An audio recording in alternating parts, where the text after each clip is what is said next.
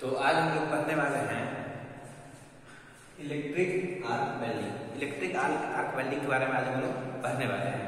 तो electric arc welding में पहले देख लेते हैं, ये हमारा हो गया वर्कपीस जो हमें वेल्डिंग करना है। ये हमको वेल्डिंग करना है, ये हमारा वर्कपीस है। दो हमकी का बना है, क्यों बना है आपको हम बता रहे हैं। ये हमारा इलेक्ट्रोड हो गया, ये हमारा इलेक्ट्रोड हो गया, इधर है इलेक्ट्रोड। ये हमारा वर्कपीस है जो हम लिख दिए हैं। ये हमारा सप्लाई हो गया, सप्लाई सिस्टम हो गया इधर, जिसमें हम इस फिगर में देखें इसे। इस फिगर में अभी हम वर्कपीस को जिस पे हम काम करेंगे उसको हम पॉजिटिव से कनेक्ट हैं।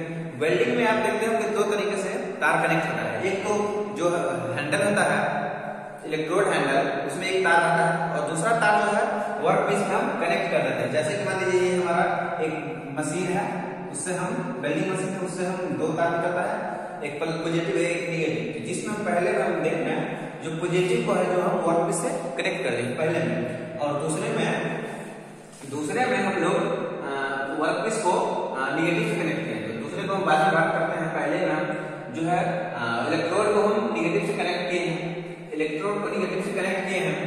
जब इलेक्ट्रोड को हम नेगेटिव से कनेक्ट किए हैं तो यहाँ हमारा हीट जनरेट जो होता है इलेक्ट्रोड पे, जितना हीट होना चाहिए उसका 1/3 हीट जनरेट होता है इलेक्ट्रोड पे। इलेक्ट्रोड को हम कैथोड कहते हैं, जो नेगेटिव से जुड़ा हुआ इसलिए कैथोड कहते हैं।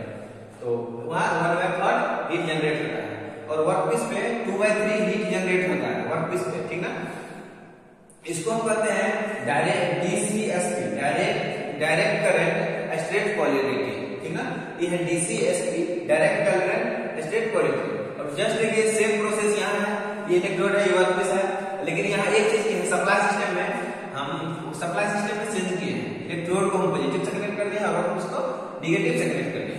ये हो गया direct current reverse polarity, reverse चल रहा है, इसीलिए हो गया डायरेक्ट करंट रिवर्स पोलैरिटी। तो क्या है, when the electrode is connected with the workpiece due to short circuit R will be generated। जब इलेक्ट्रोड जैसे कनेक्ट कर दिए सप्लाई दे दिए, जब इलेक्ट्रोड वर्कपीस से कनेक्ट होगा, जैसे टच करेगा इसमें तो शॉर्ट सर्किट होगा। शॉर्ट सर्किट जैसे ही होगा तो आर्क हमारा जनरेट होगा, है ना। तो वही लिखा हुआ है when the electrode is connected with the workpiece, जब वर्कपीस से कनेक्ट होता है तब short circuit arc will be generated. तब शॉर्ट सर्किट होगा, उसके बाद आर्क जनरेटेड होता है, ठीक।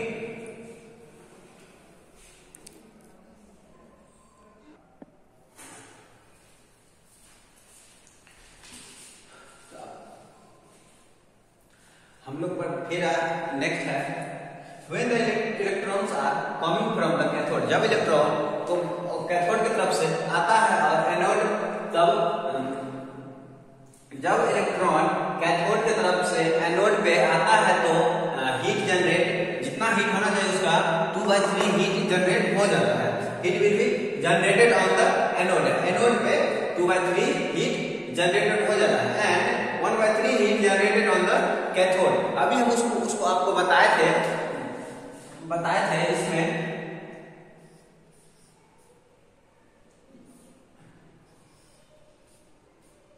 है ना, ऐसे कुछ बताए थे। तो यहाँ थे 2/3 था, है ना। यहाँ सॉरी यहाँ 1/3 हीट था, यहाँ 2/3 हीट जनरेटेड था, है ना, वही बताता है। फिर क्या है, due to continuously change in polarity uniform heat will be generated. जब कंटिन्यूअसली चेंज होगा पोलैरिटी में तब यूनिफॉर्म हीट जनरेटेड होगा on the cathode and anode, दोनों पे यूनिफॉर्म हीट जनरेटेड होगा। In case of AC arc welding, AC arc welding में जब कंटिन्यूअसली चेंज इन पोलैरिटी होगा तो uniform heat will be generated on the cathode and anode in case of AC arc welding, ठीक ना। Sorry